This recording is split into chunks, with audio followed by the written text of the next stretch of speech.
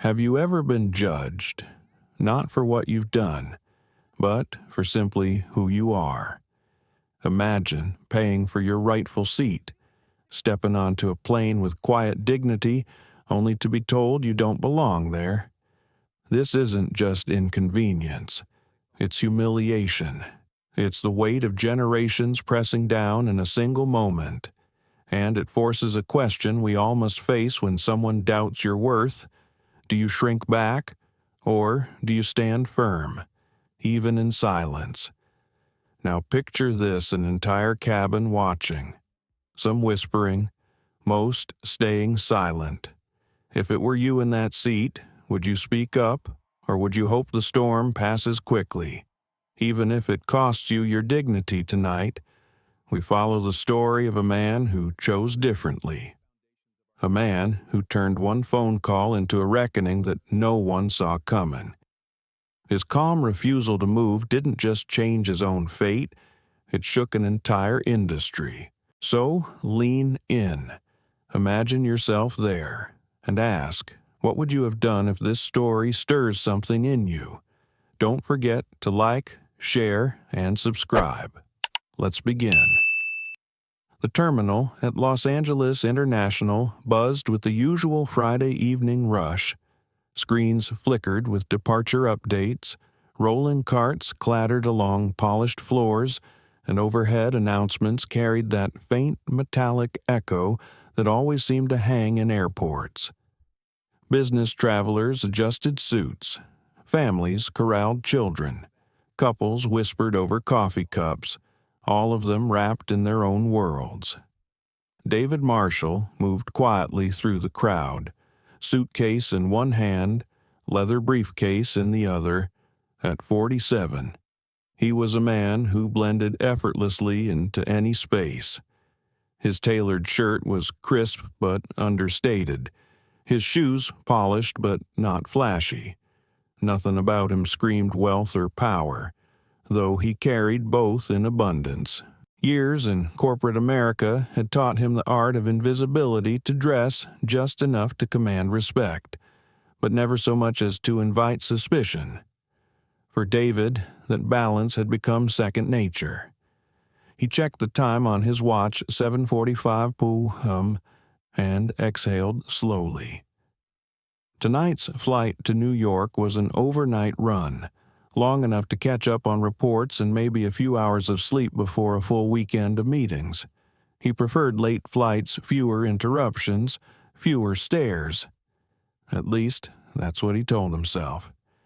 Boarding was called for Skyline Airways Flight 982 service from LAX to JFK. Passengers in first class were invited to line up first. David took his place, boarding pass ready. Ahead of him, a couple in designer jackets chatted easily with the gate agent, laughing as they received their seat assignments. When it was David's turn, he handed over his pass. The young gate agent, Brad, scanned the ticket with a perfunctory smile, one that faltered the moment he saw the seat number. Mr. Marshall, seat 2A, first class. Brad's voice rose ever so slightly, not with excitement, but with surprise. His eyes flicked from the ticket to David, back to the ticket, and then to David again. "That's correct," David replied, his voice measured, steady. Brad scanned it twice more, his lips pressing into a thin line as if the machine might confess an error. After a long pause, he forced the smile back onto his face. "You're all set. Enjoy your flight." The words were polite. The tone wasn't. David recognized it instantly, the hesitation, the silent calculation, the unspoken question of whether he belonged in that boarding group at all. He had seen it in conference rooms, in hotel lobbies, in restaurants where he was handed the bill automatically. He didn't react, not outwardly. He had learned long ago that calm was his armor, but inside, a familiar ache pressed against his ribs. The jet bridge was cool. the hum of machinery and faint smell of fuel surrounding him as he walked down toward the plane. He adjusted his grip on his briefcase, inhaling deeply, steadying himself for the hours ahead. At the door of the aircraft, a flight attendant stood ready with a smile that seemed rehearsed to perfection. "Welcome aboard," Jessica said brightly to the passenger ahead of David. When David stepped forward, her expression shifted almost imperceptibly, the warmth in her eyes draining like a dimmed light bulb. "Boarding pass, please," she asked, even though she hadn't requested it from the man before him. David handed it over. She glanced at it, her brows knitting for a fraction of a second, then handed it back. "Right this way." He moved down the aisle, the soft carpet muffling his footsteps, until he reached row 2. That was when he stopped short. Seat 2A. His seat was already occupied. A woman in her mid-50s, impeccably dressed in a cream-colored suit and draped with a silk scarf, sat comfortably, champagne flute in hand. A glossy travel magazine spread across her lap. A designer handbag rested firmly on the armrest, like a claim stake hammered into contested soil. David paused, double-checked the overhead number, then spoke politely. "Excuse me, ma'am. You're in my seat. This is 2A." The woman didn't look up. She flipped a page with deliberate leisure, took a slow sip of champagne, and exhaled like someone unbothered by the world. "I was here first," she replied flatly. David felt his jaw tighten, but his voice remained calm. "I have a boarding pass for this seat. May I show you?" Finally. She looked up, her eyes cold with a kind of practiced dismissal. "I don't care what your ticket says. This is my seat. Maybe you should check economy." The words carried across the cabin, slicing through the low hum of pre-flight chatter. A few passengers turned their heads. Whispers rippled like static. David stood there, still holding his boarding pass, the moment stretching longer than it should have. He wasn't new to this, the questioning, the disbelief, the quiet insinuations, but something about the brazen certainty in her tone lit a spark deep in his chest. A man in seat 1B leaned back, phone in hand, watching with thinly veiled amusement. The attendant, Jessica, approached quickly, her eyes darting between David and the woman. "Sir," Jessica said, extending her hand. "May I see your boarding pass again?" David handed it over. She examined it with the intensity of a detective cross-examining a witness. She murmured, then glanced at the woman in 2A. The woman smiled sweetly, almost theatrically. "I've been flying first class on Skyline for 20 years. Never seen this kind of confusion before." More passengers were listening now. Some frowned, others smirked. The tension in the cabin thickened, sticky and suffocating. Jessica didn't return the pass right away. Instead, she gestured for another attendant, a younger man named David, not to be confused with Mr. Marshall, to join her. The two huddled, whispering just out of earshot. The murmurs of the cabin grew louder. David Marshall stood silently, hands relaxed at his sides, but inside his thoughts raced. He knew this pattern. He knew exactly where it led. And yet, despite the heat building in his chest, his expression remained calm. Years ago, his father had told him, "The world will look for reasons to strip your dignity. Don't ever hand it to them yourself." He would not. Not tonight. But as he watched Jessica and her colleague whisper, as he felt dozens of eyes on his back, David knew this was only the beginning. The first seeds of confrontation had been planted. And before the night was over, this flight and everyone on it would discover who exactly they had chosen to doubt. David remained standing in the aisle, his boarding pass still clutched lightly in his hand, though every part of him wanted to drop it. The murmurs of the cabin pressed in from all sides, blending with the hiss of air vents overhead. For most people, this was a minor inconvenience, a seating error, a mix-up easily fixed. But David knew better. This was never about the seat. It was about him. The woman in 2A, Margaret Whitmore, as he would later learn, sipped her champagne with theatrical calm. To her, it was an annoyance to even be asked to justify herself. To him, it was an echo of every boardroom where his ideas were second-guessed until repeated by someone else. Every hotel lobby where he was mistaken for staff. Every luxury store where clerks trailed him through the aisles. He had fought this quiet war for decades, never asking for it, never welcoming it, but always ready for it. He inhaled slowly, pressing the air deep into his chest the way his father had taught him as a boy. Control what you can, son. They can't take your breath unless you give it to them. For a brief moment, his mind drifted back to Detroit, where he grew up in a cramped two-bedroom apartment above his grandmother's corner store.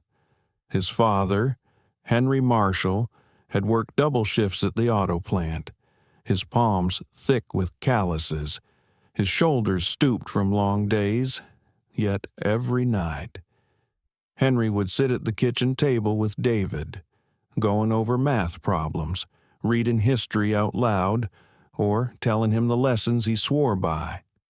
"You'll be tested, boy," Henry used to say, his voice steady even when his body was weary.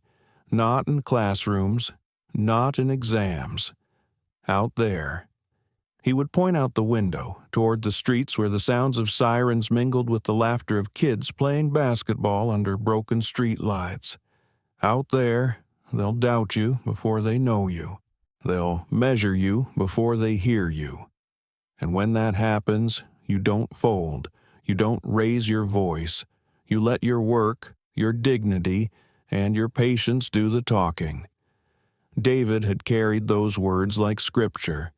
Through college, where he was often the only black student in the business program. Through his first corporate job, where colleagues joked about his diversity hire status even as he outperformed them. Through late nights when self-doubt gnawed at him, whispering that maybe the world would never let him belong. But he pushed forward. He learned the language of balance sheets, the rhythms of negotiation, the weight of silence in a meeting. He rose, step by step, until the day he signed the papers that made him majority shareholder of Skyline Airways, one of the nation's largest carriers. That irony was not lost on him to own a company that symbolized freedom of movement, while carrying scars from a lifetime of being told where he did and didn't belong. Now, standing in the aisle of one of his own planes, those scars burned fresh. The younger flight attendant, the one Jessica had whispered with, returned and spoke carefully, like someone handling a fragile glass. "Sir, there may have been a system error. Could we ask you to wait by the galley while we sort this out?" The request sounded harmless, but David heard the undertone clearly. Remove the problem, hide the disruption, make the uncomfortable sight disappear. He offered a faint smile, one that didn't reach his eyes. "I'll stay by my seat. Thank you. I paid for it, and I have the boarding pass to prove it. That should be enough." A ripple of murmurs followed, some passengers nodding subtly in agreement, others rolling their eyes.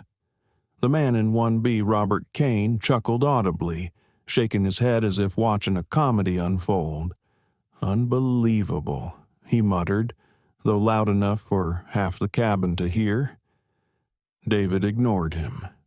What unsettled him wasn't Kane's mockery. It was the silence. The way dozens of people could witness something wrong and yet sit still, hands folded, waiting for it to pass. He wondered how many of them had taught their children about fairness, about courage, about standing up for others, and yet, here, chose comfort over principle. Inside, a quiet conflict churned. Part of him wanted to confront the injustice head-on, to announce who he was, to drop the weight of his title and fortune onto the table like a gavel. But another part of him hesitated. He knew power revealed too soon could overshadow the truth.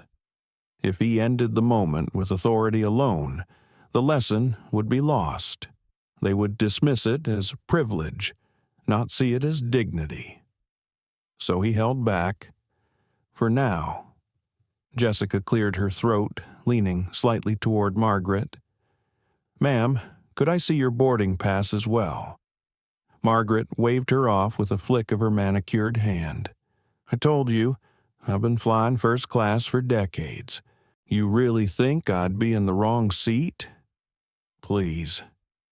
The arrogance of it stung David, though he didn't let it show. It wasn't just the words, it was the certainty that her word carried more weight than his documented ticket, more truth than the evidence in his hand. Jessica hesitated, then straightened. "Captain Miller has been notified. We'll wait for his direction." David sat down slowly in the empty seat beside Margaret. 2B. The irony wasn't lost on him. He was close enough to hear the ice clink in her glass, yet still considered invisible in the eyes of the crew. His back straightened, his gaze steady on the seat back ahead. For a few minutes, silence reigned. The boarding continued.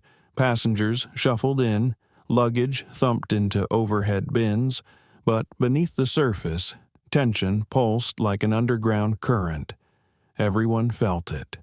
Everyone waited to see where it would break. As David sat there, he let his mind wander again, this time to his mother, Ruth. She had been the quiet fire in his life, the one who insisted that empathy was not weakness. "People will wrong you," she'd say, her voice firm as she braided his hair when he was a boy. "But don't let their wrongs teach you to hate. Hold your line, but keep your heart open. That's how you win in the end." Those words lived in him still, shaping the man he became. The man who could sit in silence while the world whispered around him. The man who could wait for the right moment to act. But even Ruth would have admitted sometimes, waiting too long allowed injustice to fester. David clenched his jaw. Weighing the moment, he could feel the choice pressing closer, as tangible as the armrest beneath his hand. Reveal himself, or stay hidden. Strike now, or let it unfold further. When the intercom crackled overhead, breaking the silence with Captain Miller's voice, the decision would no longer be his alone. "Ladies and gentlemen," the captain's voice rang through the cabin. Calm, but clipped. "We are experiencing a minor delay in departure. Thank you for your patience. We'll update you shortly." David closed his eyes briefly, breathing in slow and steady. He knew what was coming. He had been tested before. But tonight, the stakes felt different. Tonight, he wasn't just a man with a ticket, he was a mirror, reflecting every unspoken prejudice, every silent witness, every hidden fault line in that cabin. And, soon enough, the mirror would shatter. The cabin lights dimmed slightly as boarding concluded, the hum of conversation settling into an uneasy quiet. David Marshall sat upright in 2B, shoulders squared, expression composed. To anyone glancing his way, He looked calm, a man at rest before a long flight. But inside, the storm had already begun. The intercom clicked again, this time with more urgency. Lead flight attendant to the cockpit. Captain Miller's voice instructed. Jessica stiffened, exchanged a glance with her colleague, then walked briskly down the aisle. Passengers shifted in their seats, sensing something unusual. David could feel eyes on him. The weight of curiosity, heavy as if the entire cabin leaned forward collectively, waiting. Margaret Whitmore, still nestled comfortably in 2A, smirked as though victory were already hers. Moments later, Jessica returned, her expression tight. She crouched slightly at David's row, voice low but clipped. "Sir, the captain has concerns about your boarding pass. We'll need to recheck your credentials before departure." David turned his head slowly, meeting her gaze. "You already checked it. Twice." "Yes," Jessica replied quickly. "But the system still shows a conflict. The captain has asked that you step off the plane so we can resolve this at the gate." Gasps rippled through the cabin. A woman, 2 rows back, whispered to her husband. Someone else muttered, "This is ridiculous." But the louder voices came from the other side. Robert Kane, lounging in 1B with his phone half raised as if recording, chuckled again. "Just follow directions, man. Don't hold us up." Margaret swirled her champagne, adding with saccharine disdain, "Some people just don't understand how things work up here." David inhaled slowly, held the air for a moment, then released it. The urge to reveal himself, to slam down the authority of his name and position, tugged at him like a rope. But again, he resisted. His father's voice lingered. "Hold your line. Let them show who they are first." "I'm not stepping off this plane," David said evenly. His voice was quiet, but it carried across the row, steady as stone. "I have a valid ticket. I'm in the seat I purchased." That's the end of it. Jessica straightened, clearly unsettled by his calm refusal. She gestured to her colleague, the younger attendant, who hurried off. Within minutes, 2 airport security officers appeared at the cabin door. Their uniforms brought an unmistakable shift in the air. The whispers grew louder, phones lifted discreetly to record. One officer, tall and broad-shouldered, approached first. His name tag read Officer Grant. His partner, shorter and heavier set, followed behind. "Sir," Grant began, tone professional but firm, "we've been asked to escort you off the plane to resolve a seating issue." David looked up at them, his expression unchanged. "And if I refuse," the second officer shifted uneasily, glancing at Jessica. She avoided his eyes. Margaret leaned back, triumphant. Robert Kane muttered something about delays because of entitlement. Grant hesitated, then cleared his throat. "Let's not make this difficult, sir." The silence that followed was thick enough to choke on. Dozens of passengers sat frozen, caught between sympathy and self-preservation. No one moved. No one spoke up. It was as if the whole cabin had agreed that neutrality was safer than truth. David finally set his briefcase down beside him, his movements deliberate, his voice low but sharp. "Do you know who I am?" Officer Grant blinked, thrown off by the question. "No, sir." "Then maybe you should ask before you assume." Jessica bristled. "Sir, this isn't about who you are. It's about compliance. The captain has final authority." David's lips curved into a faint, almost imperceptible smile. "Authority is only as strong as the truth it rests on. And right now, the truth is sitting in my hand." He lifted his boarding pass again, steady between his fingers. The younger officer glanced at it, then at Margaret, who still hadn't produced her own ticket. The contradiction was glaring, yet no one called it out. It was then that a voice from row 4 broke the silence. A young woman, no older than 30, raised her phone. "I'm recording," she said clearly. "This man showed his ticket. Why won't you check hers?" The words hit the air like a spark to dry tinder. Heads turned. Murmurs swelled. Passengers who had been passive suddenly shifted, some nodding, some whispering their agreement. Jessica flushed, her composure cracking. "Ma'am, please lower your phone. Recording isn't allowed," but it was too late. The tide had shifted. Another passenger, an older man near the back, added, "She's right. Check her ticket. Let's see it." Margaret's smirk faltered. She clutched her handbag tighter, her eyes darting nervously. "This is outrageous," she hissed. "I don't have to prove myself to anyone." David turned his gaze toward her, his calm cutting sharper than any shout. "That's exactly the problem," he said softly. The younger officer finally spoke up, addressing Margaret. "Ma'am, we do need to verify your boarding pass." Her jaw tightened. For the first time, uncertainty flickered across her face.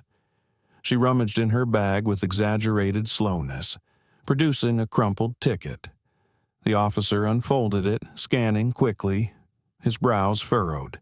"Ma'am," he said carefully, "this says seat 14F, economy." The cabin erupted. Gasps, murmurs, a few outright laughs. Phones shot up higher, recording openly now. Robert Kane's chuckle died in his throat. Jessica's face drained of color. David sat perfectly still, his expression unchanging, though inside his chest a quiet vindication pulsed. He hadn't needed to raise his voice, hadn't needed to wield his title. The truth had spoken for itself, but the matter wasn't over. "Not yet," Jessica stammered. "Captain Miller will still need to review known—" David interrupted, his voice calm but final. "What needs to happen is accountability, not just for her." His eyes swept deliberately across Jessica, the officers, even Robert Kane, for every person who chose assumption over evidence, for every silence that let this escalate. The words hung in the air, undeniable. For the first time, the balance of power in the cabin shifted. Passengers straightened, some meeting his gaze, others lowering theirs in shame. It was then that David's phone buzzed in his pocket. A single vibration, brief but insistent. He knew who it was before even looking. Slowly, deliberately, he pulled it out, the screen glowing with a name that carried more weight than any captain, any crew. Elizabeth Hayes, chairwoman of Skyline Airways. The twist had arrived. David looked at Jessica, at the officers, at Margaret still clutching her champagne glass as though it might shield her. Then he answered the call, pressing the speaker button so every corner of the cabin could hear. "David." Elizabeth's voice rang, crisp and commanding. "I heard there's a problem on my plane," and just like that, the cabin fell silent again. But this time, it wasn't disbelief or mockery, it was fear. The phone speaker filled the cabin with Elizabeth Hayes's voice, crisp and steady, carrying the authority of decades in boardrooms. She was not a woman accustomed to repeating herself, and the silence that met her words was immediate, almost reverent. "David," she said again, slower this time, as though making sure everyone heard. "I was told you were being held up. What exactly is happening?" David didn't rush to answer. He let the weight of the moment settle, let the silence press against the crew, the officers, and the passengers who had doubted him.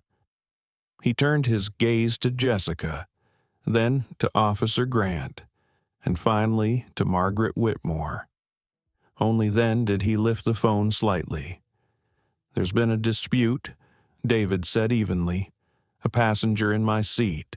A crew unwilling to verify facts. Security brought in to remove me, despite my ticket. I've been told I don't belong in first class." Gasps echoed again through the rows. Margaret stiffened in her seat, her grip on the champagne flute trembling now. Jessica's face flushed crimson, her jaw tightening. Robert Kane shifted uncomfortably in 1B, lowering his phone, though he'd been eager to record moments before. Elizabeth's voice sharpened, slicing through the air. "On my airline, my shareholder, my CEO, being treated like a criminal." The word CEO hung in the cabin like thunder. Passengers leaned forward, eyes wide. Whispers erupted. "He's the CEO of Skyline." Oh my God. Phones rose higher, recording every second. David remained still, the calm center of the storm. He had not said it himself. He had not needed to. Elizabeth had done it for him. Jessica's composure cracked. She stammered, "Mr. Marshall, we didn't know. The system." There was confusion. Elizabeth cut her off without mercy. "Confusion? No. This isn't confusion. This is bias. This is negligence. And it is unacceptable." Her voice hardened. "Put me on speaker so everyone can hear." David tapped the button. Elizabeth's voice boomed now across the cabin, echoing from the overhead speakers. "This is Elizabeth Hayes, chairwoman of Skyline Airways. Let me be clear. David Marshall is not only our CEO, he is our largest shareholder.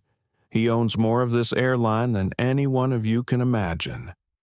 His seat is never in question. His right to be treated with dignity is not up for debate, and anyone who thought otherwise will no longer have a future with this company." A heavy hush fell. Jessica's mouth opened, but no words came out. Officer Grant straightened, his face pale. Margaret set down her glass, her earlier smugness dissolving into panic. Passengers shifted uncomfortably in their seats, some avoiding David's eyes, others staring at him with new recognition. The same man they had dismissed as out of place now revealed as the one who commanded the very plane they sat in. Elizabeth continued, her tone unwavering. "Captain Miller is hereby relieved of duty pending investigation. The lead flight attendant who escalated this situation is suspended effective immediately, and if security officers wish to keep their badges, they will apologize to Mr. Marshall before leaving this aircraft." The two officers exchanged a stunned glance. Officer Grant swallowed hard, then turned to David. "Sir, I apologize. I was acting on information given to me. I didn't verify as I should have. That was wrong." David studied him for a moment, then gave a small nod. "Apology accepted. But remember, this titles don't absolve you from checking the truth. Don't let this happen again." The younger officer murmured his own apology, eyes fixed on the floor. Elizabeth's voice rang again, this time colder. "And as for passengers who contributed to this humiliation, yes, I'm speaking to you, Ms. Whitmore and Mr. Kane.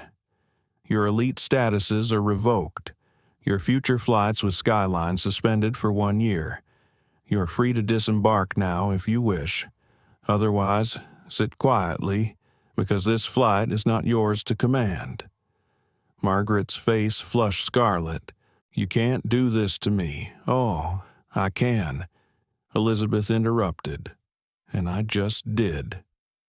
Gasps swept through the cabin once more. Robert Kane looked like he wanted to disappear into his seat, shoulders hunched, his earlier arrogance shriveled to nothing. David finally spoke, his voice calm but resonant. "Thank you, Elizabeth. That will be enough for now. I'll handle the rest here." "Of course, David," she replied, her tone softening. "But know this, you have the full backing of the board. Whatever decisions you make tonight, they stand." The line clicked off. The cabin was utterly silent. The balance of power had shifted entirely, yet David did not gloat. He did not raise his voice or revel in vindication. Instead, he sat back slightly, exhaling a breath he had held too long. Then he turned. First to Jessica. "You had the chance to handle this differently, to check both tickets, to treat both passengers fairly. But you chose assumption over evidence. Do you understand the weight of that?" Jessica's eyes glistened, but she nodded stiffly. "Yes, sir." David turned to Officer Grant. "And you carry authority that others cannot challenge in the moment. That authority is sacred. It cannot be used carelessly." Grant's voice was hoarse. "I understand, sir. I failed tonight." Finally, David looked at Margaret Whitmore. She was trembling now, her defiance cracked wide open. I thought she began, but David raised a hand gently. "You thought my presence here was a mistake, that I didn't belong, that your word carried more weight than mine. But the truth is, Margaret, you didn't just insult me. You insulted every person who has ever been told they weren't enough. Every child who looked at first class and wondered if they'd ever be welcome. That wound runs deeper than you know." Margaret lowered her gaze, shame flooding her features. David's tone softened, though his eyes remained firm. "I don't need your apology, but I do expect you to remember this moment. Because dignity isn't a privilege of wealth. It's a right. For everyone." The words carried, reaching every corner of the cabin. Passengers sat in silence, absorbing them. Some nodded subtly, others looked down, uncomfortable. A mirror had been held up, and no one could look away. David leaned back at last, his body still and composed, though his heart pounded. He had not chosen this confrontation, but he had endured it. And in enduring, he had revealed something larger than himself. The plane had not yet moved from the gate, but already this flight was traveling further than any of them expected. The cabin sat in stunned silence, like a theater audience after the curtain had dropped on a scene they had not expected. For a long moment, no one moved, no one spoke. The hum of the air conditioning and the faint clink of ice settling in abandoned glasses were the only sounds that filled the air. David Marshall leaned back into 2B, his body calm, but his pulse still thundering beneath the surface. His hand rested loosely on his briefcase, his gaze fixed forward. Outwardly, he was composed, dignified, steady as stone. Inwardly, he felt the ripple of emotions colliding, the sting of humiliation, the satisfaction of truth revealed, and the heavy ache of knowing this was never just about him. Across from him, Margaret Whitmore sat rigid, her face drained of color. The earlier smugness that had dripped from every word now lay shattered at her feet. She avoided David's eyes, focusing instead on the untouched magazine in her lap, though her trembling hands gave her away. Robert Kane shifted uneasily in 1B, his earlier arrogance swallowed whole by the revelation. He avoided his phone now, the device lying screen down on his tray table like a guilty secret. For once, his smirk was gone, replaced by the hollow stillness of someone who had been forced to confront himself. Passengers throughout the cabin whispered in low tones, their voices a mix of awe, discomfort, and shame. Some had filmed the confrontation, phones still in hand, but none dared raise them now. The atmosphere had changed. What once felt like a spectacle now felt like confession. A reckoning, not just for a few, but for everyone who had sat silent while injustice played out before their eyes. A woman, 2 rows back, leaned forward slightly. Her voice was soft, tentative. "Mr. Marshall, I'm sorry. I should have spoken up sooner." David turned his head, meeting her gaze. His eyes were gentle, but his tone was measured. "Thank you, but silence has weight. Tonight, it nearly crushed me. Don't forget that the next time you see something wrong." The woman nodded, swallowing hard, her cheeks flushed with shame. A man across the aisle cleared his throat. He looked to be in his 60s, silver hair and a weary expression. "You handled yourself with more grace than most of us deserved. My father used to say, a man's character shows when the world tries to strip it from him. Tonight, yours spoke louder than any title could." David gave him a small nod. "Character is all we truly own. Everything else can be taken." The words carried quietly through the cabin, settling into the spaces between the passengers. Some looked down at their hands, others out the windows, as though the night sky offered easier refuge than the truth sitting in front of them. Jessica, the lead attendant, lingered in the aisle.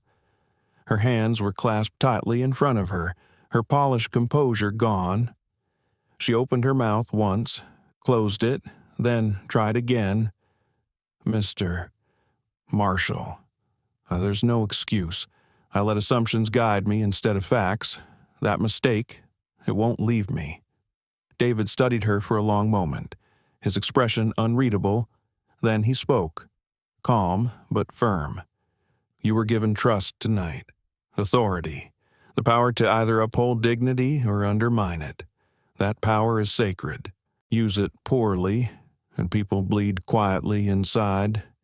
Use it well, and you can protect more than just comfort. Don't waste the lesson." Her eyes filled with tears she fought to hold back. She nodded once, then stepped away, retreating toward the galley. The younger officer who had accompanied Grant lingered near the door, shifting nervously from foot to foot. He finally approached, his voice barely above a whisper. "Sir, I'm new. I thought following orders was enough, but tonight showed me it's not. Orders don't replace judgment." David's gaze softened slightly. "Then you've learned the most important part of wearing that badge. Don't let fear of consequence blind you to truth, because fear and truth rarely walk hand in hand." The officer bowed his head, the words sinking deeper than any reprimand could have. As the minutes stretched on, the tension in the cabin shifted. What had begun as conflict now felt like reflection. The passengers weren't just witnesses anymore. They were participants in an uncomfortable lesson, one they would carry long after the flight ended. David leaned back again, exhaling slowly. He stared at the seat back in front of him, the leather worn at the edges, the faint scent of disinfectant lingering in the air. He felt the weight of the night pressing on his chest. Part of him wanted to retreat, to close his eyes and let the hours pass in silence. But another part, the part that had carried him from Detroit's cramped apartment to the highest office in a Fortune 500 company, knew that moments like these were never personal alone. They were echoes. They reverberated beyond one man, one flight, one humiliation. His mind drifted again to his father's voice. "Out there, they'll doubt you before they know you. They'll measure you before they hear you. And when that happens, you don't fold." Tonight, he hadn't folded, but the ache lingered. The ache of knowing that without the call from Elizabeth Hayes, without the shield of his title, this could have ended differently. He might have been dragged from his seat, humiliated further, written off as a problem passenger. The truth cut sharp. His dignity had been defended not because he was a man, but because he was a CEO, and that truth was heavier than any silence. He closed his eyes briefly, feeling the contradiction twist inside him. Gratitude and grief, vindication and weariness. He had won, but the victory tasted bittersweet. When he opened them again, he found a pair of eyes watching him from across the aisle. A little girl, no more than 10, sat clutching a stuffed rabbit to her chest. Her wide brown eyes were filled with something beyond curiosity. They held awe, and maybe something like hope. David offered her a gentle smile. She smiled back shyly, then whispered something to her mother, who nodded encouragingly. The girl leaned over slightly, her small voice carrying just far enough. "Thank you, sir. My mom said people like us, we don't always get heard, but tonight you made them listen." The words pierced deeper than anything Elizabeth had said, deeper than the apologies, deeper than the shame in Margaret's trembling hands.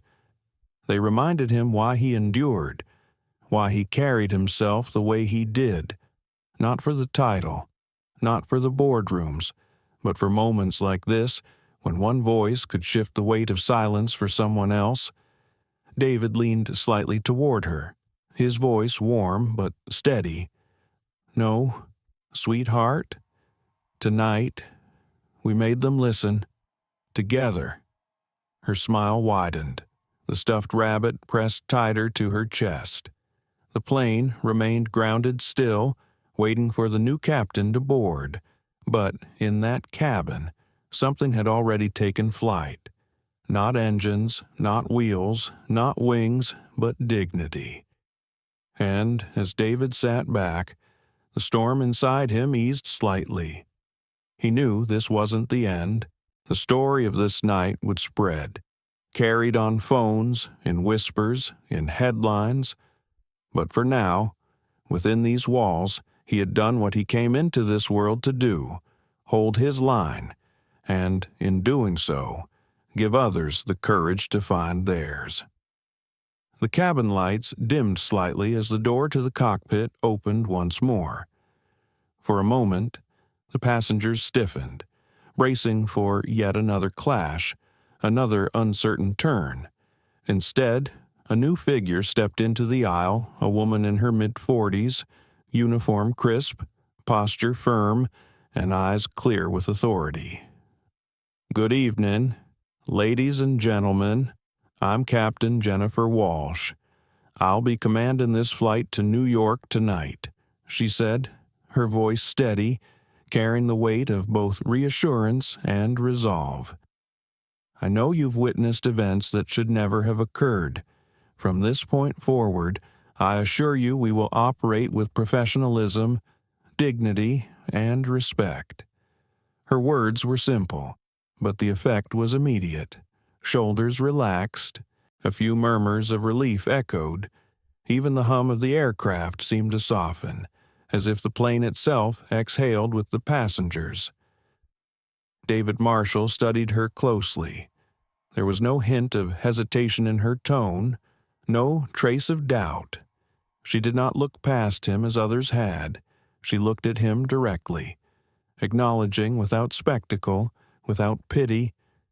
For David, that gaze mattered more than the titles and calls that had reshaped the night. "Mr. Marshall," Captain Walsh continued, addressing him openly, "you've been treated unjustly. I regret deeply that your dignity was questioned on this aircraft. It ends now, if you'll permit me.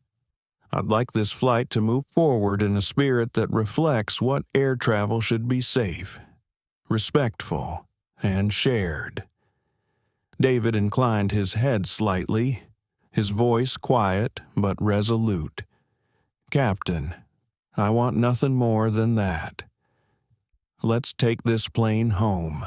With that, Captain Walsh gave a firm nod and returned to the cockpit, her presence leaving a steadying echo behind. The engines began to rumble again, the familiar vibration coursing through the floor. Flight attendants moved carefully through the cabin, no longer rushing or commanding, but attentive, subdued. Jessica avoided David's row entirely, her earlier apology still hanging like unfinished air. Passengers settled back into their seats. Some opened books, though their eyes barely moved across the pages. Others kept their phones clutched tightly, screens dark but cameras still loaded with fragments of the night. For a while, there was quiet, the kind of quiet that doesn't come from peace, but from reflection. David leaned his head back against the seat, staring at the cabin ceiling as the plane rolled toward the runway. His body finally relaxed, but his mind wrestled with contradictions.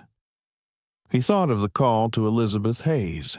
He thought of how quickly the tide had turned when her voice entered the cabin, slicing through doubt with corporate authority. And he thought of how fragile dignity seemed when it depended not on being human, but on being powerful. The engines roared, pulling the plane forward with force. David felt the weight push him back into the seat, and for a fleeting moment, he let his eyes close. Inside, an ache swelled. Why must my worth be tied to a title? Why must I wear armor made of status just to be seen? A memory stirred himself at 22, walking into his first interview in a borrowed suit. The way the hiring manager had looked at him, glanced at his resume, and said with a smirk, "You sure this job is for you?" He had swallowed that sting, walked out with the job anyway, and built a career brick by unshakable brick. And yet, here he was, decades later, still fighting the same question in different uniforms, in different skies. The plane lifted, tilting against gravity, climbing into the dark velvet of night. City lights glittered below like constellations reversed, a world inverted. David exhaled slowly. He turned slightly to the window, letting the cool glow of the moon wash across his face. Across the aisle, Robert Kane shifted again. He seemed to wrestle with himself, eyes darting toward David, then away. Finally, he cleared his throat. "Mr. Marshall," he said quietly, almost cautiously, "I owe you an apology. Earlier tonight." He stopped, searching for words. "I didn't just doubt you. I dismissed you, and I saw others do it too. That was cowardice on my part. I should have known better." David's gaze met his. There was no anger in his eyes, only a measured calm. "Acknowledgement matters," David said, "but it's not about me alone. What will you do when it's someone without a title? Someone without a safety net of influence?" Robert's mouth opened, then closed again. His silence spoke louder than any promise could. 2 rows behind, the little girl with the stuffed rabbit still clutched it tightly. She peeked around the seat, watching David with quiet fascination. When he glanced back, she gave him another small smile. He returned it, and for a moment, the heaviness inside him lifted. The flight attendants returned with the beverage cart. This time, when one approached David's row, her hands trembled slightly as she set a glass of water on his tray. "For you, sir.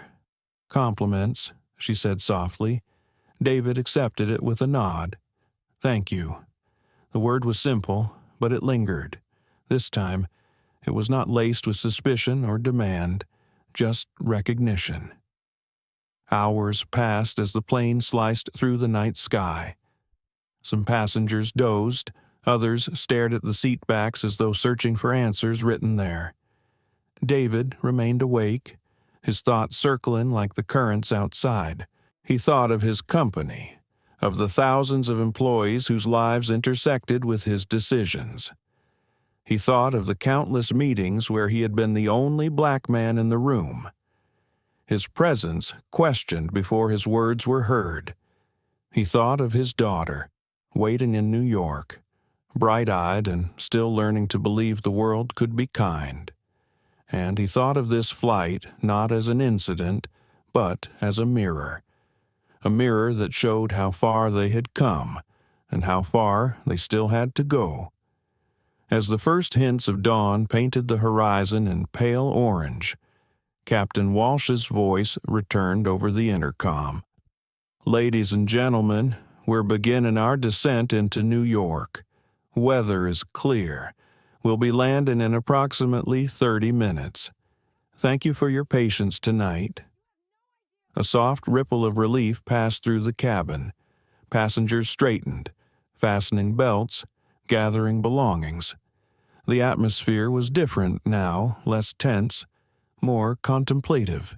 David looked once more at the girl with the rabbit. She was awake, her eyes wide with the kind of wonder only children carry. She whispered something to her mother, who nodded. Then, bravely, she leaned into the aisle. "Sir?" she asked softly. David turned toward her, offering his full attention. "My mom says, heroes don't always wear capes. Sometimes they just don't move when people tell them to." David smiled gently, the words warming something inside him that the night had chilled. "Your mom is right. And sometimes, little ones remind us what real courage looks like." The girl beamed, clutching her rabbit tighter. The plane dipped lower, engines adjusting. Through the window, New York shimmered like a promise on the edge of morning. David sat back, his heart steady now. Whatever waited beyond this landing headlines, fallout, consequences, he would face it. Not just as a CEO, not just as a man wronged, but as someone who carried within him the power to turn humiliation into hope. And in that moment, he realized something profound sometimes. The quiet act of staying seated could move more than a plane. It could move people. It could move hearts. The wheels touched down smoothly, the rumble of landing gear echoing through the cabin. Applause broke out, soft at first, then stronger, but this time it wasn't for the flight itself. It was for survival, for dignity, for the unspoken lesson carried in silence and steadiness. David didn't join the applause. Instead, he let his eyes close briefly, whispering a silent promise to himself. This won't end on the runway. This will be carried forward. And as the plane rolled toward its gate, dawn fully rising, so too did the quiet resolve within him stronger, steadier, unbreakable. The wheels of the aircraft rolled to a stop at Gate C-17 in New York's John F. Kennedy International Airport. A hush hung over the cabin, the kind that comes when people know they've been part of something they can't quite name yet, but that feels heavier than an ordinary flight. As the seatbelt sign blinked off, phones lit up, screens glowed with unread notifications, buzzing with the storm already raging beyond the aluminum walls. Clips of David Marshall sitting calmly in his seat had gone viral mid-flight. Passengers' shaky videos, fragments of Jessica's voice, the stunned silence before Elizabeth Hayes's call, all of it was already out in the world. David could hear the faint ping of messages arriving on his own phone, tucked neatly in his jacket pocket. He didn't reach for it. Not yet. "Ladies and gentlemen," Captain Walsh announced as she stood by the open cockpit door. Thank you for your patience and understanding tonight. I hope this landing is not just an arrival, but a reminder that respect should travel with us wherever we go." The applause that followed was soft, almost reverent. Passengers began gathering their belongings. Some stole glances at David, eyes filled with a mix of gratitude and guilt. A few approached, offering quiet words. "Thank you for not giving in," whispered a young man in a denim jacket as he passed. David simply nodded. In the aisle, the little girl with the stuffed rabbit tugged at her mother's sleeve. They stopped beside David's seat. She lifted the rabbit toward him. "For you," she said shyly. David bent down, his large hand gentle as he accepted the toy. "Keep it," he said softly, pushing it back into her arms. "You'll need it more than I do, but I'll remember your courage tonight." Her smile was small but radiant, and it lingered in David's mind as he finally stood and retrieved his leather bag from the overhead bin. When the cabin door opened, the quiet inside gave way to chaos outside. Flashes popped like fireworks. Cameras lined the jet bridge. Reporters pressed forward. Microphones extended. Security officers in crisp uniforms formed a cordon, guiding passengers forward. And then the voices came sharp, insistent, overlapping. "To Marshall, do you plan to sue the airline? Is this the end of Skyline Airways? What message do you have for black travelers everywhere?" David paused at the threshold, the sheer weight of attention pressing against him. For a heartbeat, he considered silence. But then he remembered the girl's words, the steady gaze of Captain Walsh, the ache of years carried in his chest. He straightened, his voice firm but calm. "Tonight was never about a seat," he said, his tone carrying over the noise. "It was about dignity. It was about the simple truth that every passenger, every person, deserves respect. I will have more to say soon. For now, I ask you to reflect on what silence allows and what courage requires." The reporters surged with more questions, but David stepped forward. Security parted the crowd, and he moved steadily, never raising his voice, never quickening his pace. Beyond the press gauntlet, black SUVs waited. His assistant, already pale from the storm she'd been managing remotely, rushed toward him. "David, the board is in uproar. The media's everywhere, and Elizabeth Hayes wants you on a call the second you reach the hotel." David nodded, his composure unshaken. "Tell her I'll speak, but not just behind closed doors. This isn't going away quietly." Inside the SUV, the leather seats felt too soft, too insulated. Through the tinted glass, he could still see the flashes outside. His phone buzzed again, dozens of messages flooding in. One caught his eye, his daughter. "Grace, Dad, I saw the video. Are you okay?" He exhaled slowly, his fingers tightening around the phone before replying. "I'm okay. I'll explain everything when I see you. Remember, what matters most is how we carry ourselves, not what others try to take away." Her response was almost instant. "I'm proud of you." The words struck him harder than any headline. As the SUV pulled away, the driver turned on the radio, the cabin filled with the sound of talk show hosts dissecting the unfolding scandal. Viral clips from Skyline Flight 447 show what passengers describe as blatant discrimination against David Marshall. CEO of Marshall Equity Partners, the airline stock is already sliding in after-hours trading. Public outrage is intensifying, with hashtags "Your Dignity in the Air" and "Marshall Moment" trending nationwide. David closed his eyes, not from weariness but to gather strength. He could already feel the tidal wave form in lawsuits, investigations, corporate panic. But beneath it all lay something deeper, a public ready to demand more than apologies. The SUV slowed at the hotel entrance. Paparazzi and journalists crowded the sidewalks, their shouts echoing against the glass towers. Security hustled David through a side entrance, where Elizabeth Hayes's voice waited on the other end of a secure conference line. "David," she said, her tone taut. "What happened tonight is unacceptable.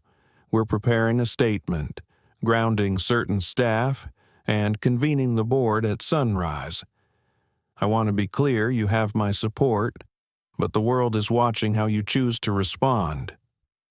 David's silence stretched, heavy but deliberate. Finally, he spoke. "Then, let's make sure the world sees more than damage control. Let's make sure they see accountability, real accountability." Elizabeth hesitated, then exhaled. "I thought you'd say that." The call ended, leaving David staring at the city skyline outside the hotel window. Lights glimmered like 1,000 unblinking eyes, each one a reminder that this night had become larger than himself. He removed his jacket, setting it carefully over the chair. For the first time since boarding that plane, he let himself breathe deeply, fully. But rest would not come easy. The night was only a beginning. Tomorrow, the world would demand answers, and David Marshall was ready to give them. The morning broke over Manhattan with a gray drizzle, but the city was already burning with chatter, screens on every corner, from Times Square billboards to subway tickers, carried the same headline, "Black CEO Humiliated on Skyline Airways, Flight 447 Viral Video Sparks Outrage." David Marshall sat at a round oak table in the hotel's private conference suite. He hadn't slept. The city hadn't either. Across from him, Elizabeth Hayes appeared on a massive monitor, her hair immaculate despite the hour. The rest of the Skyline Airways board filled smaller boxes, joining from London, Atlanta, Los Angeles. Their faces told the story, worry etched into lines, fear hiding behind polite words. Elizabeth spoke first. "The video has reached 30 million views overnight. Stock is down 12% pre-market. Civil rights groups are calling for investigations. Employees are staging online walkouts demanding answers. This is not containable." David leaned back slightly, his voice measured. "Nor should it be. This isn't just bad optics. This is about the culture that allowed a passenger to be stripped of dignity while others stayed silent or complicit." A board member from London, silver-haired and skeptical, interrupted.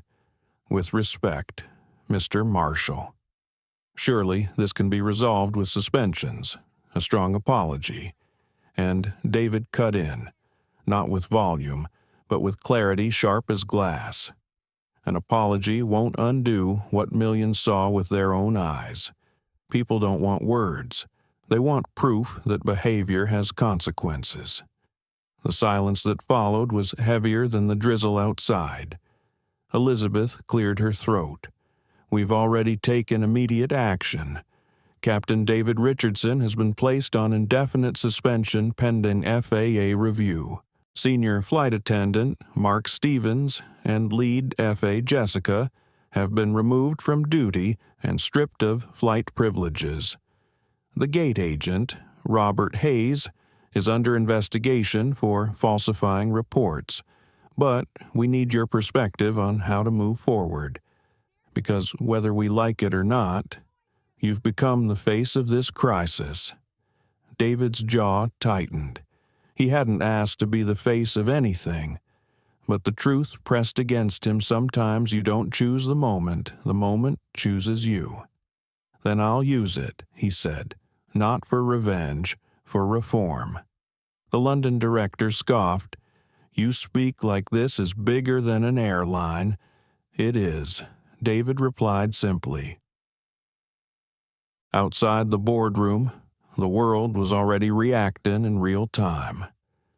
Morning talk shows replayed the clips on loop Jessica's pointed words. The long silence after Elizabeth's voice pierced the cabin. David's calm refusal to leave his seat. Hosts debated whether this marked a tipping point for racial bias in air travel. Civil rights leaders gave interviews demanding federal oversight. Former flight attendants spoke anonymously about a culture of quiet bias in the industry. Hashtags spread like wildfire. Our Marshall moment, dignity in the air, never again, 4/7. In one viral post, the little girl with the stuffed rabbit was pictured on her mother's lap, telling a local reporter he was brave because he didn't move. That made me feel safe. That clip alone had over 10 million views by noon. Back in the suite, Elizabeth turned the conversation to strategy. "David, we're drafting a press release, but the board agrees your voice must lead. People will trust your words more than ours right now." David paused. The weight of expectation pressed on him. Heavier than any quarterly report or merger deal. He thought of his daughter, Grace. He thought of that girl with the rabbit. He thought of himself, 22 in that borrowed suit, dismissed before he had spoken. Then he spoke, his tone deliberate. "If I speak, it will not be to calm investors. It will be to remind people that dignity is not negotiable, that silence is complicity, that accountability must be more than PR." Elizabeth nodded, her lips tight but her eyes steady. "Then say it. We'll carry it." By midday, David faced the cameras again, this time not ambushed in a jet bridge, but on his own terms. Standing at a podium in a hotel ballroom, he addressed a sea of reporters, microphones, and live feeds. His suit was pressed, his posture strong, but his voice carried not with fire, but with conviction. What happened on Flight 447 was not an isolated incident. It was a mirror reflecting something too many have lived, too many have ignored, and too many have excused. I was doubted, dismissed, and diminished not because of who I am, but because of what I look like. I stayed seated, not to prove power, but to prove presence, because sometimes the most powerful thing you can do is refuse to move when your dignity is under attack.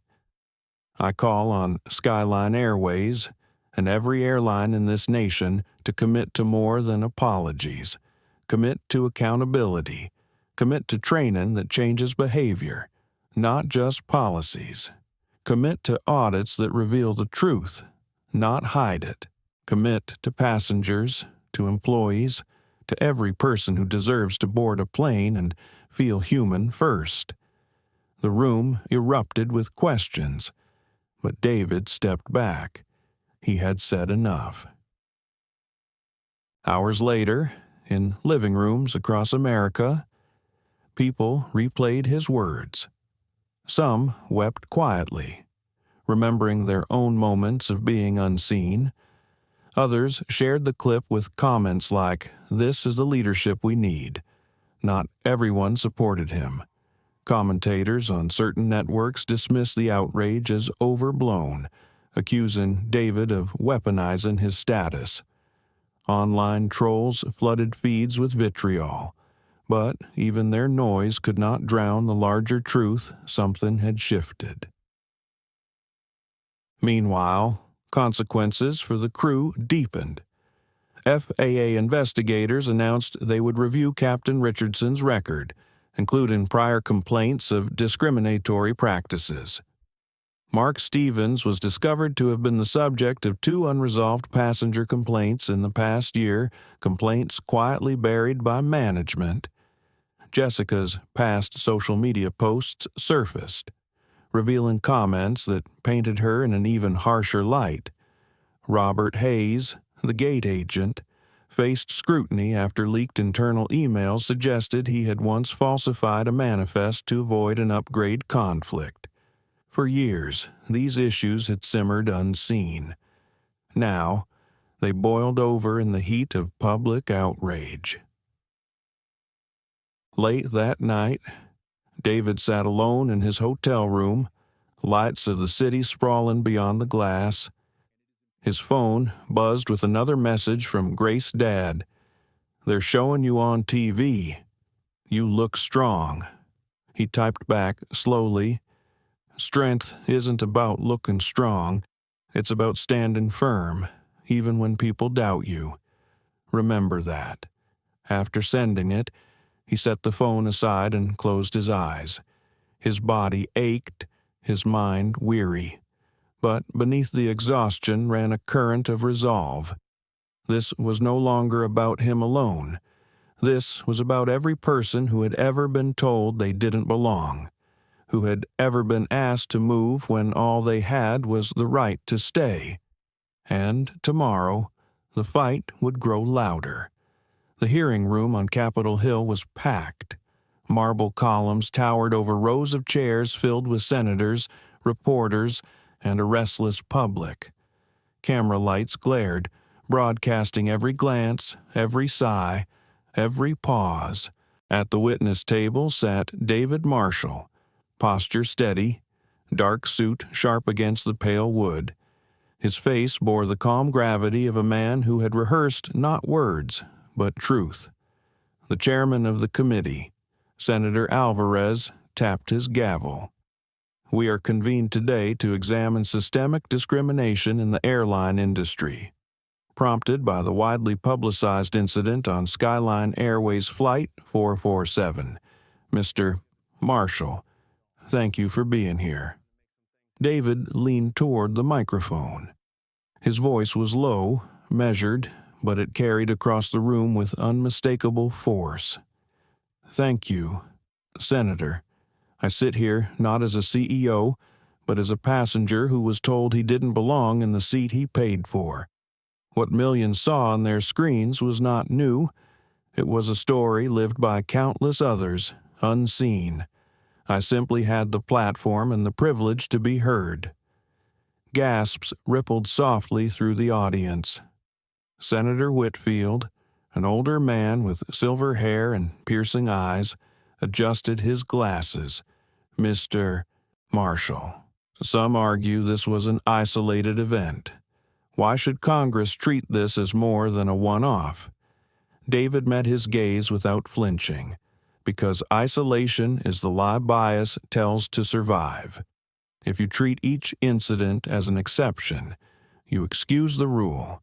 Bias doesn't need a crowd, it needs silence, and silence has been abundant." The room stilled, pens hovering above notepads, cameras zooming closer. David continued, "This is not about one crew, one captain, one airline. It is about the systems that allowed warning signs to be ignored, complaints to be buried, training to be watered down into checkboxes. It is about accountability. Real accountability that does not wait for viral videos to wake us up." Senator Alvarez nodded gravely. "And what do you propose?" Mr. Marshall David paused, choosing each word as though laying stones across a river. "Independent oversight, mandatory bias audits, transparent reporting accessible to the public, passenger protections that do not depend on the goodwill of a supervisor, and consequences swift and clear for those who weaponize authority against dignity." The flash of cameras filled the pause. Reporters whispered feverishly. By the time David left the chamber, his phone was already vibrating with notifications. Headlines screamed, "Marshall demands oversight. Bias survives on silence. Senator stunned as CEO calls out systemic failures. Crowds waited outside, some chanting his name, others holding signs reading "Dignity in the Air." Elizabeth Hayes walked beside him, her voice low but urgent. "David, you've ignited something, but you've also cornered Skyline. The board is furious about the heat. They're saying your speech puts the company at risk." David's reply was calm, almost weary. "Then they've learned nothing. The risk isn't in speaking truth. The risk is in hiding from it." Elizabeth exhaled, the faintest trace of admiration softening her businesslike edge. That evening, David appeared on a national news special. Across from him sat anchor Lisa Ramirez, her tone sharp but sympathetic. "Mr. Marshall, the country is calling this the Marshall moment. You've become the face of accountability in aviation." Did you expect that? David shook his head slowly. "No one expects humiliation to become a platform. But if the choice is between silence and truth, I'll choose truth. Every time." Lisa leaned in. "What's next for you?" David hesitated, a shadow crossing his expression. "What's next is not about me. It's about whether this country will keep letting dignity depend on status, or whether we'll build systems that see every person as worthy before the cameras are rolling." The clip aired nationwide, overnight. Marshall moment surged again, joined by a new wave of posts. Never silent. But behind the swell of public support came whispers of corporate backlash. 2 days later, Elizabeth met David in a quiet midtown office. Her expression was tight. "The board is moving. David, they're claiming your activism as a conflict of interest. They're preparing a vote to remove you from Skyline's advisory role." David listened, his features unreadable, inside. His chest tightened, not from surprise, but from recognition. The system resists change by punishing the changer. "And you?" he asked softly. Elizabeth's eyes flickered, torn between loyalty and pressure. "I'll fight for you, but you should be prepared for the worst." David nodded slowly. "Then so be it." The twist came the next morning. While news outlets buzzed about the looming vote, David received a call from Senator Alvarez himself. "Mr. Marshall," the senator said, his voice brisk but warm, "your testimony has moved beyond airlines. We're drafting the Passenger Dignity and Accountability Act. I want you at the table, not as a witness, but as an advisor." "Will you serve?" David closed his eyes briefly, letting the weight of the moment sink in. He thought of Grace, of the little girl with the rabbit, of passengers everywhere whose stories never reached headlines. "Yes, Senator," he replied, "I'll serve." That night, the story broke David Marshall to advise Congress on National Passenger Rights Bill. The headlines eclipsed Skyline's maneuvering. The board's threat to oust him seemed suddenly small, almost petty, against the backdrop of federal reform. Elizabeth called him, her voice steadier than before. "They wanted to silence you. Instead, you've become untouchable.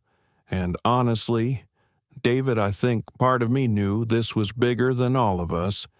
David's answer was quiet, reflective. "It's not about being untouchable. It's about making sure no one has to be touched by humiliation again." Later, in the solitude of his hotel room, David stood by the window, city lights glittering below like stars trapped on Earth.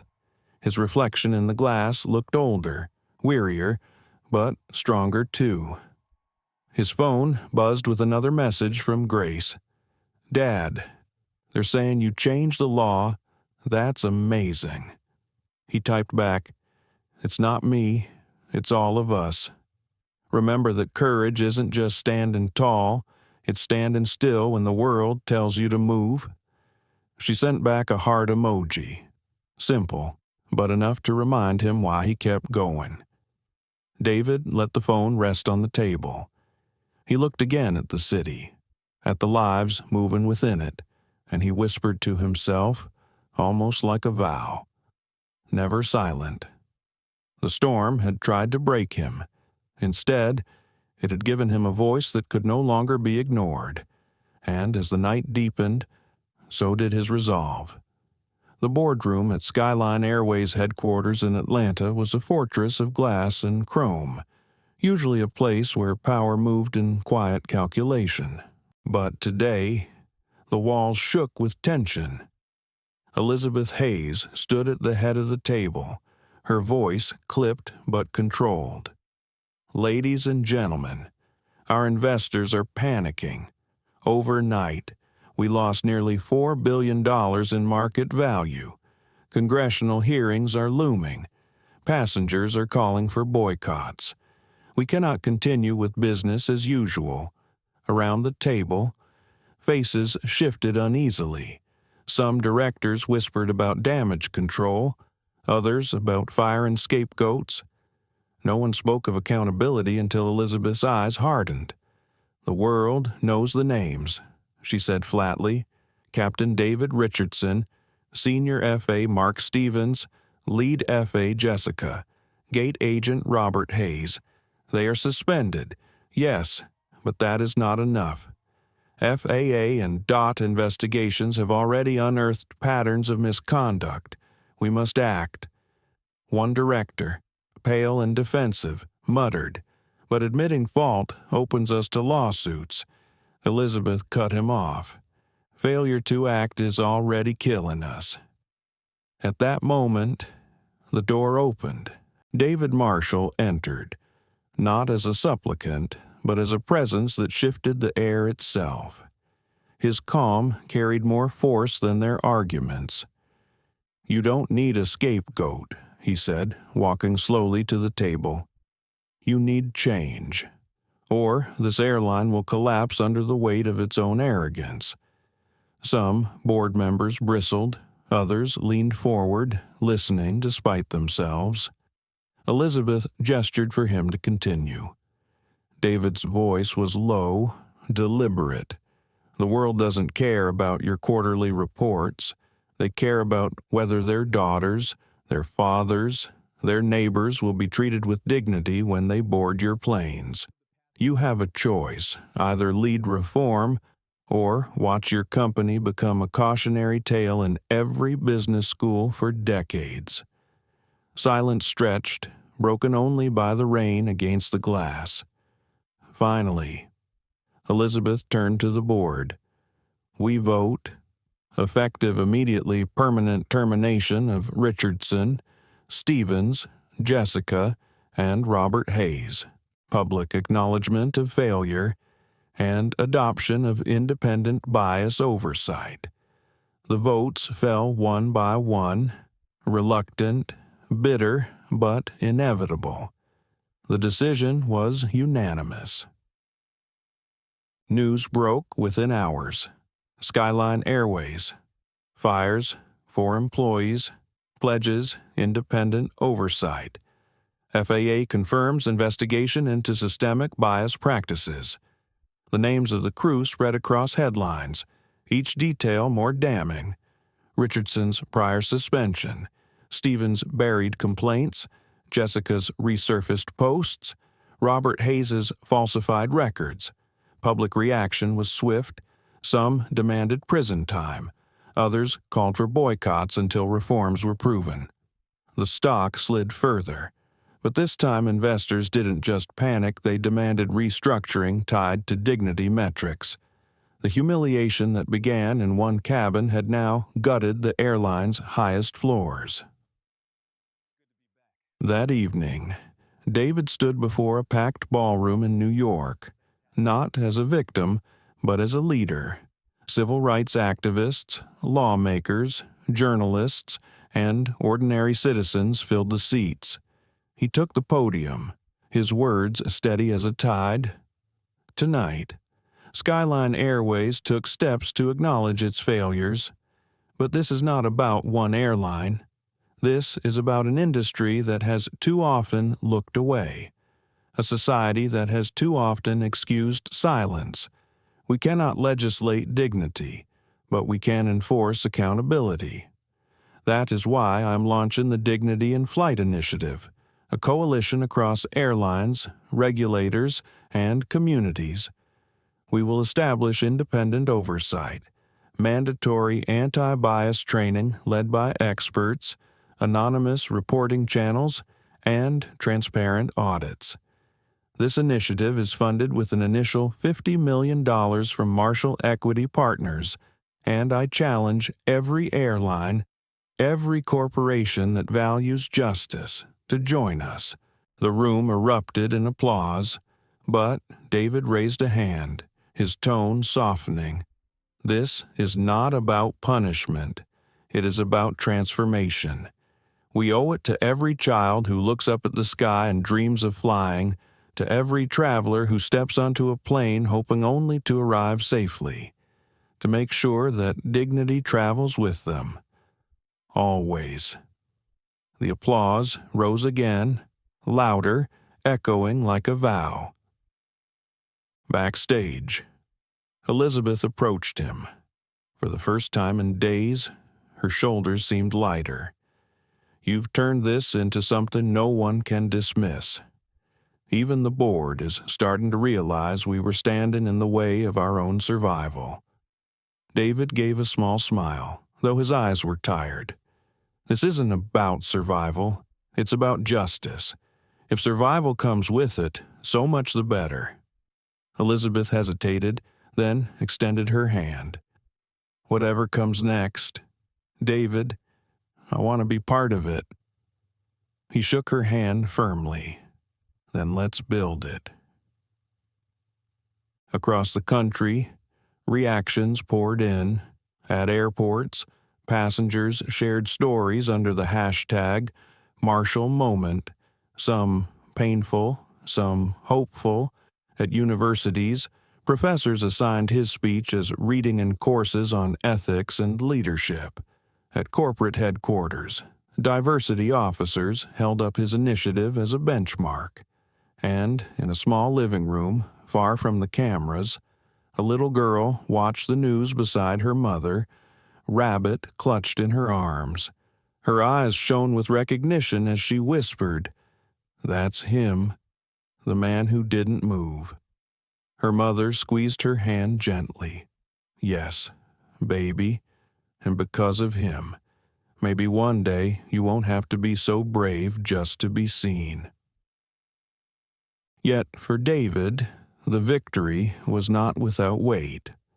Alone in his hotel room that night, he poured a glass of water and sat by the window, city lights shimmering like restless stars. He thought of the crew members now disgraced. He thought of Robert Kane, the passenger who had apologized but too late. He thought of Margaret Whitmore, silent throughout.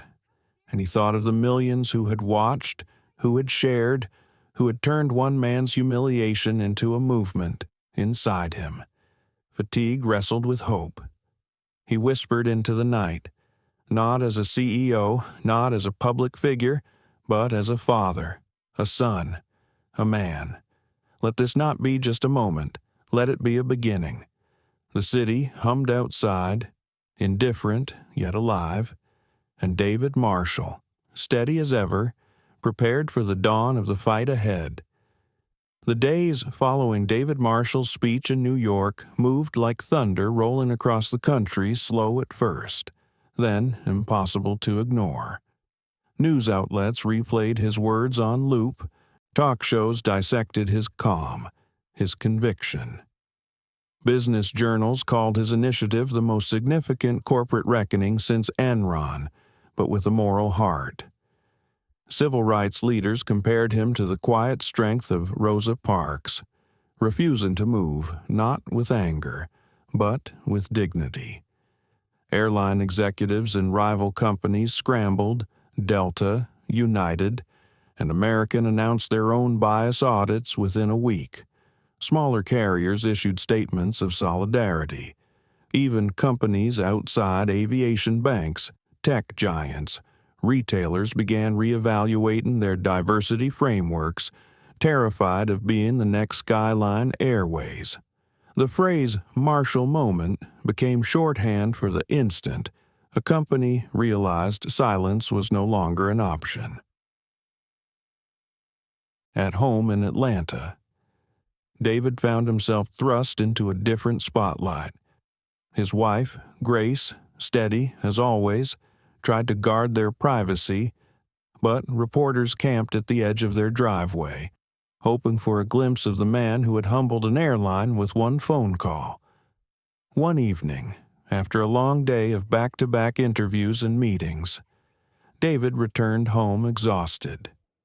Grace met him at the door, her eyes full of both pride and concern. "You're burning at both ends," she murmured, helping him shrug off his coat. "The world can wait an extra hour. Your body can't." David smiled wearily. "You sound like my doctor. I sound like your wife," she said, guiding him to the couch. He sat, leaning his head back, the weight of the week pressing down. Grace curled beside him, their hands intertwining naturally. "Do you ever wonder," she whispered, "why it had to be you? Why this burden found its way into your lap?" David thought for a long moment. "Sometimes. But then I think of my father, working double shifts at the plant, being called names no man deserves. He didn't ask why. He just kept going. Maybe I'm carrying what he couldn't say out loud." Grace kissed his hand softly. "Then don't carry it alone." For the first time in days, David let his shoulders fall. The fight was far from over, but in Grace's quiet presence, he remembered why he fought at all. The initiative gained momentum faster than anyone predicted. Congress scheduled hearings on airline discrimination, citing David's ordeal as a tipping point. Universities invited him to lecture on ethical leadership. Foundations pledged millions to expand the Dignity in Flight initiative into other industries, healthcare, hospitality, even policing. But not everyone was pleased. An anonymous op-ed appeared in a financial magazine, sneering, "Marshall is not a savior. He is a CEO playing activist, jeopardizing shareholders by overreaching into social engineering." David read the words alone in his office, the city glittering through the window. For a moment, anger flickered. Then he exhaled slowly, almost amused. He scribbled a note in the margin. "If standing for dignity is overreach, then I intend to reach further." Weeks later, he was invited to Washington to testify before the Senate Transportation Committee. Cameras crowded the chamber, senators lined the dais. One senator, skeptical and sharp, leaned forward. "Mr.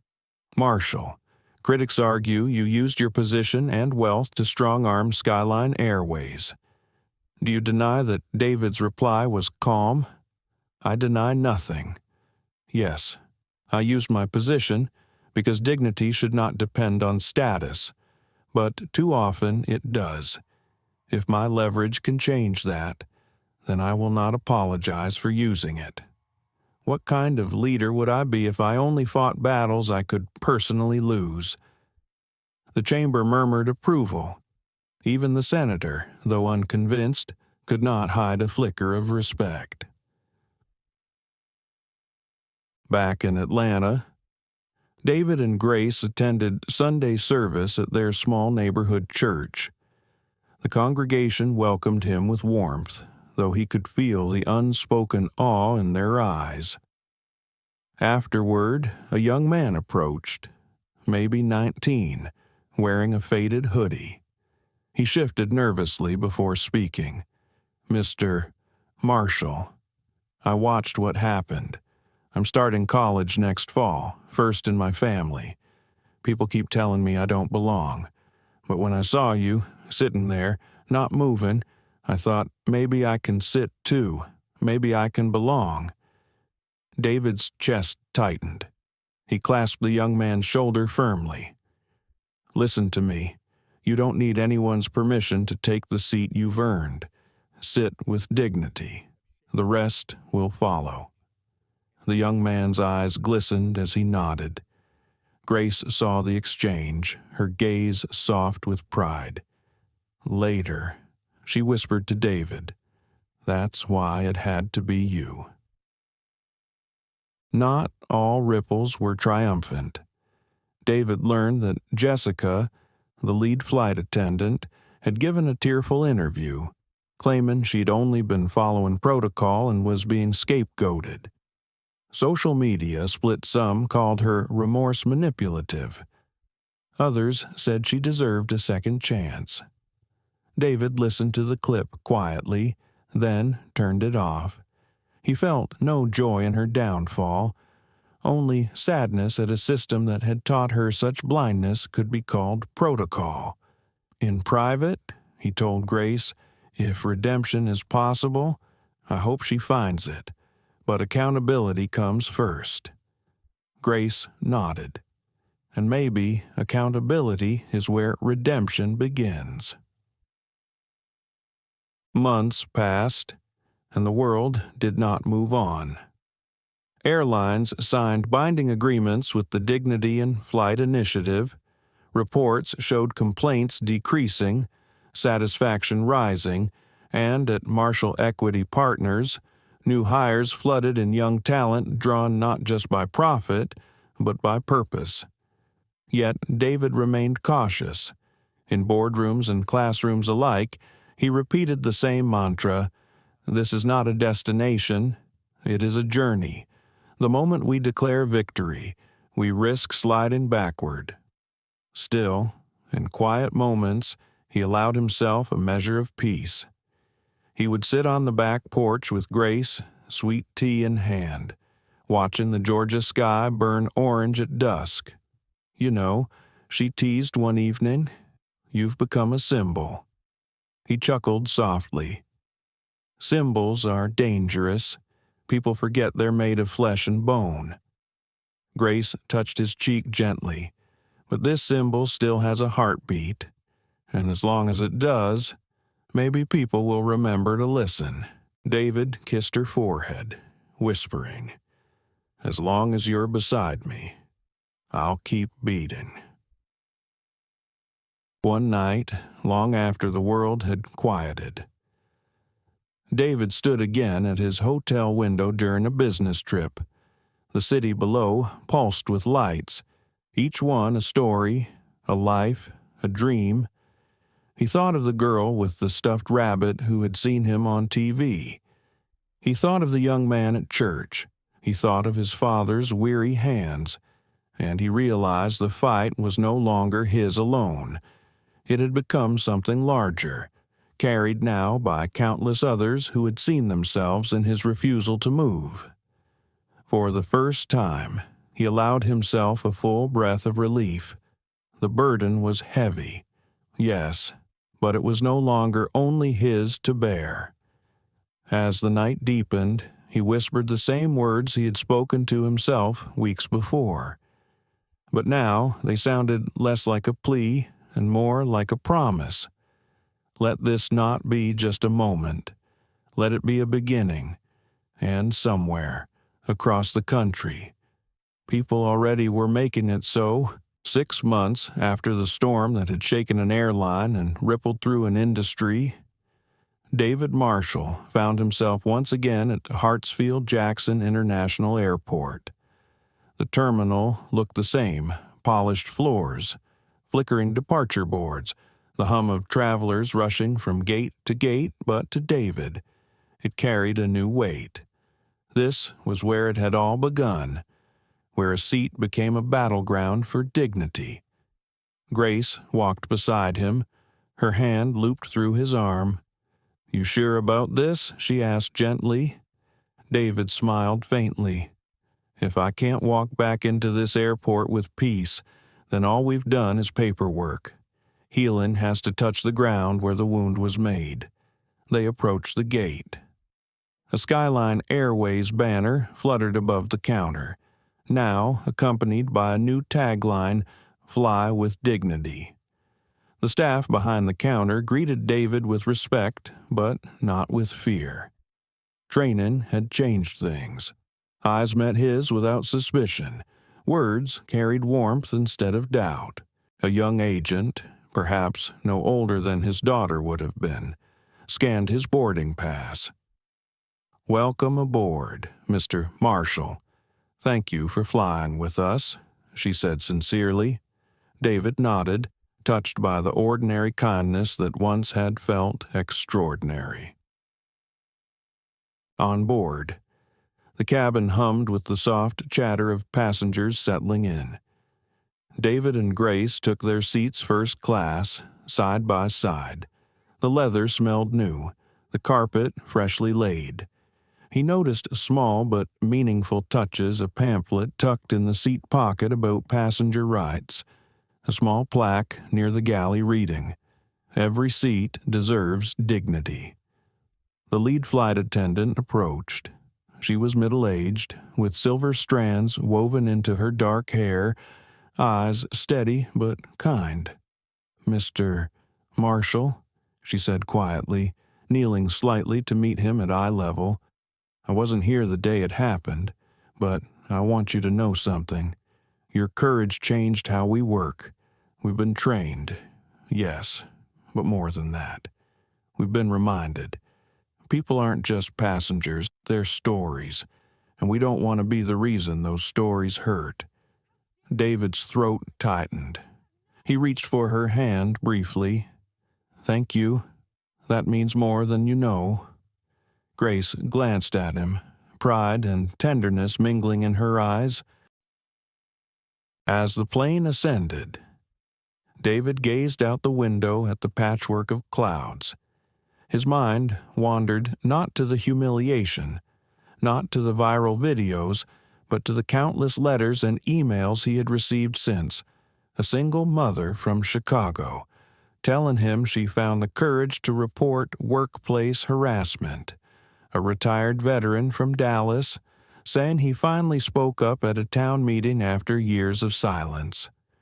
A high school teacher in Detroit, writing that she rewrote her curriculum to include stories of resilience because of him. Each message was a thread, and together they wove a fabric stronger than the shame of that single day. He turned to Grace. "Do you think it'll last? The change?" Grace studied him for a moment, then looked out the window too. "Change isn't permanent. David, it's like flying, you have to keep adjusting course, keep checking your instruments. But you gave people a compass. That's not going away." David let her words settle into his bones. Midway through the flight, the captain's voice filled the cabin. "Ladies and gentlemen, we have a very special passenger on board today. Many of you may not recognize him, but his name has touched this airline, and, truthfully, the world. Mr. David Marshall. Thank you for reminding us what dignity means at 30,000 feet." Applause erupted, hesitant at first, then swelling. Passengers turned, smiling, some raising their cups in salute. David felt his face warm. He hadn't sought this recognition, but he accepted it as a sign that wounds could indeed heal. Grace squeezed his hand under the armrest. "You see," she whispered, "healing isn't just for you. It's for all of us." Later, as the cabin lights dimmed, David closed his eyes. Memories flickered his father's tired hands, the fear in the eyes of Destiny with the stuffed rabbit, the young man at church whispering he too wanted to belong. And he realized something profound. He was no longer carrying this story alone. It had become a shared story, carried now by millions who had decided silence was no longer safe, and dignity was worth demanding. When the plane landed, he stepped onto the jet bridge not as a man marked by humiliation, but as one walking forward in hope. Weeks later, he stood once more on a stage, this time at a community center in Atlanta, not a corporate hall. Children fidgeted in their seats, parents leaned forward, teachers lined the walls. He told his story not with grandeur, but with simplicity. About a seat, a refusal, a phone call, about how ordinary moments can carry extraordinary weight. At the end, he said, "The question isn't what happened to me on that plane. The question is, what will you do when the moment finds you? Will you be silent, or will you sit with dignity?" Silence hung for a moment, then applause sincere, grounding, communal. A little girl, clutching a rabbit with worn ears, ran up afterward. Her mother explained she had seen David on TV months before and had begged to come tonight. The girl handed him a crayon drawing an airplane, clouds, and in the window seat, a smiling figure with brown skin and glasses, above it, in shaky letters, "Thank you for not moving." David knelt, his eyes misting, and whispered, "Thank you for believing." That night, as he and Grace walked to their car under the starlit Georgia sky, David felt the quiet peace of a circle closing. The wound had not only healed, it had birthed something stronger. Grace slipped her arm around his waist. "So," she teased, "what will you do now that you've destroyed everyone who doubted you?" David chuckled softly, the sound mingling with the night air. Destroying was never the goal. Building was, and I think we're just getting started. They drove home together, headlights cutting through the dark, carrying with them not just the weight of a story, but the light of its promise. Because in the end, justice wasn't a privilege. It was a right. And dignity wasn't just his to defend. It belonged to everyone. And as long as he breathed, David Marshall intended to remind the world of that truth. The story of David Marshall reminds us of something timeless. Dignity is not a privilege. It is a right. Too often, society asks us to endure small humiliations in silence, to let it go for the sake of comfort. But silence carries a cost not only to ourselves, but to those who come after us. What David showed on that flight was not anger or vengeance. It was restraint, calm, and a deep belief that justice speaks loudest when delivered with dignity. His choice to stand firm without shouting created ripples, forcing accountability from those in power and inspiring courage in ordinary people. For those of us later in life, this lesson is especially meaningful. We've seen how easily history repeats when good people say nothing. We've also seen how one small act of courage can echo for generations. The takeaway is simple yet profound when faced with injustice. Our choice matters. Choosing dignity, even in silence, can become the seed of change. And in doing so, we leave behind not only stories of struggle, but also legacies of hope. Thank you for walking this journey with us. If this story touched your heart, please like the video, share it with someone who needs a reminder, and subscribe to our channel for more stories of dignity, courage, and hope. Together, we can keep these conversations alive.